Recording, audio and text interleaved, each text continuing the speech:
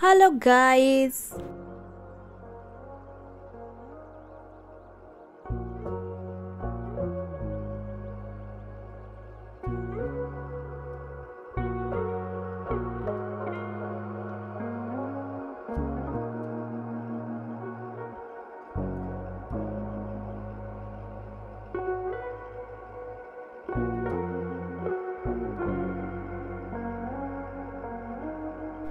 Welcome back to my channel. आशा करছি তোমরা সবাই ভালো আছো, আমিও ভালো আছি। তোমাদের জন্য আজকের আমার রেসিপিটা হলো আফগানি চিকেন।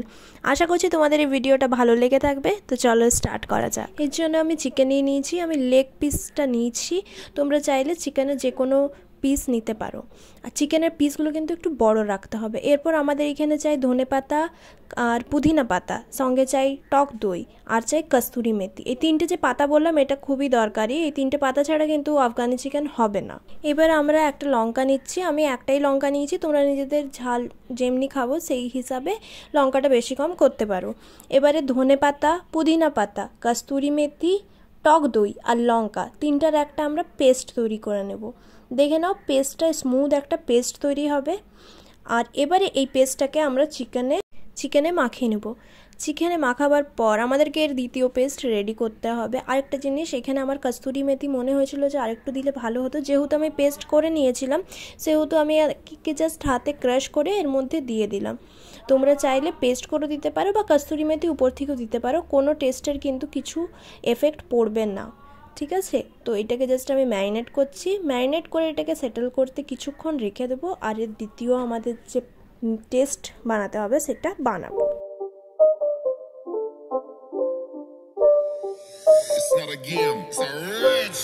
আমি সেম মিক্সিং জারের মধ্যেই একটা গোটা পেঁয়াজ, 15 থেকে 20টা রসুনের কলি, আদা, এই তিনটেকে নিয়ে একটা পেস্ট তৈরি করে নেব।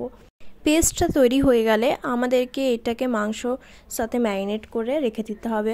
আমি প্রত্যেকবারই বলে থাকি যে ম্যারিনেট করলে 2 থেকে 3 ঘন্টা রাখবে, কিন্তু যদি হাতে সময় না থাকে তোমরা সঙ্গে সঙ্গে জিনিসটাকে তৈরি করে নিতে পারো। টেস্টে খুব একটা খারাপ হবে না, কিন্তু ম্যারিনেট করতে দিলে চিকেনটা তোমার জিনিসটাকে পুরোপুরি অ্যাবজর্ব করবে, তো টেস্টটা অটোমেটিক্যালি আরও বেশি ভালো হবে।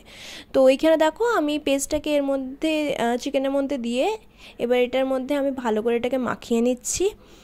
মাখিয়ে নেওয়ার পর এটাকেও আমাকে 2 থেকে 3 ঘন্টা কিন্তু সেটেল হতে দিতে হবে। আমার কাছেও সময় ছিল না, তো সেই কারণে আমি জাস্ট এটাকে ম্যারিনেট করে আমি কিন্তু সঙ্গে সঙ্গে করেছি। টেস্ট কিন্তু খারাপ হয়নি।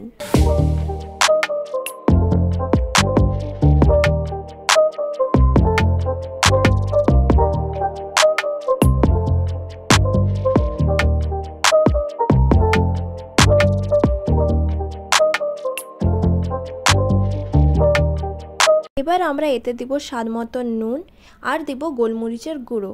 এতে কিন্তু কোনো রকম হলুদ বা কোনো ধনে জিরে গুঁড়ো পড়বে না, কিন্তু এখানে শুধু কিন্তু মাংসটা হবে তোমার ওই কস্তুরি মেথি, ধনেপাতা, পুদিনা পাতা, আদা, পেঁয়াজ, রসুন আর দই দিয়ে। এছাড়া এটার মধ্যে আর কিন্তু কোনো মশলা পড়বে না, নাই গরম মশলা আর নাই পড়বে এর মধ্যে ধনে গুঁড়ো, জিরে গুঁড়ো বা অন্য কোনো মশলা, নাই এর মধ্যে হলুদ দেওয়া হবে।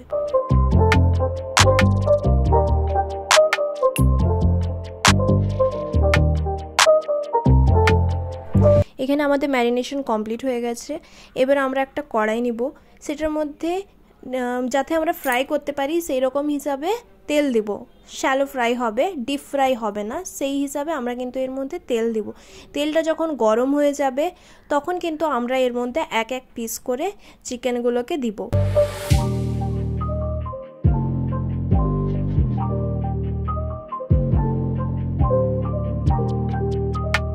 তো দেখো তেল গরম হয়ে গেছে, এবার আমরা চিকেনগুলোকে দেখো তুলছি। আমি দেখো চিকেনটাকে তুলছি, এর কিন্তু গায়ের থেকে কোনো মশলা নিচে পড়ছে না, এরকম কন্ডিশনেই দিবে। আদারওয়াইজ কী হবে, জিনিসগুলো মশলা যেটা মাংসর গায়ে লেগে আছে সেগুলো কিন্তু জ্বলে যাবে। আর এইখানে আমার একটা বড় মিস্টেক হয়ে গেছে, আমি এর আগে এক ব্যাচ ভেজে নিয়েছি, কিন্তু আমার তখন জানি না, আমি বলে যাচ্ছি আমি ভিডিও করেছি বাট ক্যামেরা অন ছিল না, তো আমার ভিডিওটা ক্যাপচার হয়নি। সেকেন্ড ব্যাচ আমার কাছে ছিল, তো সেই জন্য আমি সেকেন্ড ব্যাচের ভিডিওটাই তোমাদের সাথে শেয়ার করছি। তো দেখো চিকেনগুলো জাস্ট এরকমভাবে ফ্রাই করা হবে। এক পিঠ যখন ভাজা হয়ে যাবে তখন আরেক পিঠ ভাজা হবে, এইরকম উল্টে পাল্টে 2 পিঠই ভেজে নেওয়া হবে।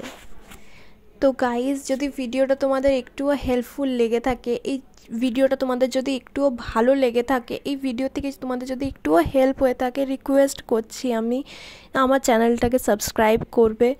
আর যদি ভালো লেগে থাকে একবার লাইক শেয়ার করবে, কমেন্ট করবে। তোমাদের কেউ কমেন্ট কিন্তু খুব একটা করো না, আমি তোমার কমেন্টের আশায় বসে থাকি। তোমরা যদি কমেন্ট করে আমাকে কিছু বানাতে বলো, কোনো একটা ভিডিও করতে বলো, ডেফিনেটলি আমি ভিডিওটা বানাবো। রিকোয়েস্ট করছি, প্লিজ সাপোর্ট করো, সাবস্ক্রাইব করো। সাবস্ক্রাইব করতে কিন্তু কোনো টাকা খরচা হয় না। তোমাদের সাপোর্ট যদি আমি পাই তো আমার খুব ভালো লাগবে। রিকোয়েস্ট করছি, প্লিজ সাবস্ক্রাইব করো।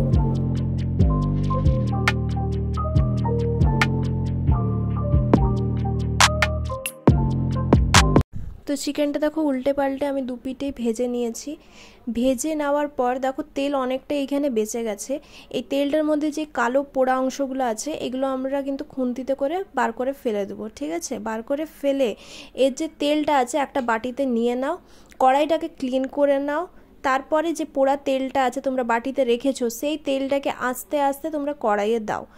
তো দেখো তোমার তেলটা ওয়েস্টও হবে না, আর যে তেলটা আছে সেটা তোমার কাজেও লেগে যাবে। তো দেখো আমি এখানে তেলটা দিচ্ছি, এই তেলের মধ্যেই কিন্তু আমি বাকি জিনিসটা করব।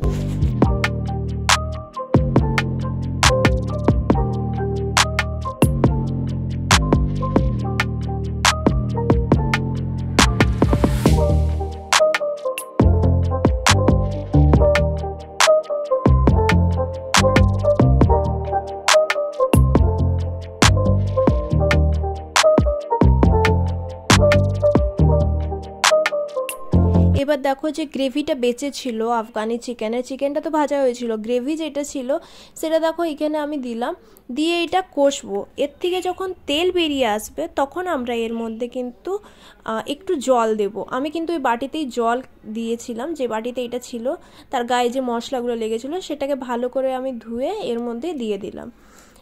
এবার এইটাকে যখন ফুটে আসবে তখন এর মধ্যে কিন্তু আমরা চিকেনের যে পিসগুলো আমরা ভেজে রেখেছি সেটা এর মধ্যে দেব, দিয়ে নিয়ে এটাকে আমরা সেদ্ধ হতে দেব। তো সেদ্ধ হয়ে গেলে ব্যাস আমাদের Afghani chicken with gravy ready. আর যদি তোমরা কেউ উইদাউট গ্রেভি করতে চাইছো তাহলে জাস্ট এরকমভাবে ফ্রাই করবে। এই যে সসটা আছে এটা যখন একদম গা লাগা লাগা মাখা মাখা হয়ে যাবে তখন ওই চিকেনগুলোকে এর মধ্যে জাস্ট উল্টে পাল্টে তোমরা ড্রাইটাও দিতে মানে ট্রাই করতে পারো। আর আমি যেহেতু গ্রেভির সাথে করেছি সেই জন্য একটু গ্রেভিতে আমি জল রাখলাম।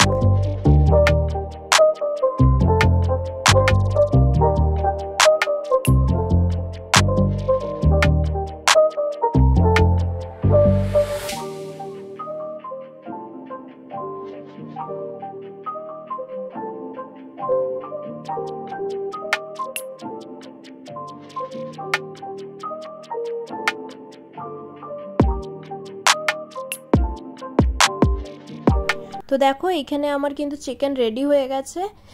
তোমরা দেখতে পাচ্ছ আমি কিন্তু হালকা একদম হালকা মাখো মাখো গ্রেভিটা রেখেছি। আর তোমরা যদি উইদাউট গ্রেভি করতে চাইছো মানে জাস্ট স্টার্টারের জন্য খাওয়ার জন্য, তাহলে কিন্তু এই গ্রেভি যেটা হালকা হালকা আছে মাখো মাখো ওটাকে জাস্ট আরেকটু ড্রাই করে নিতে পারো, পুরো চিকেনের গায়ে গায়ে লেগে যাবে, স্টার্টারের জন্য বেস্ট। তো চলো প্লেটিং স্টার্ট করি।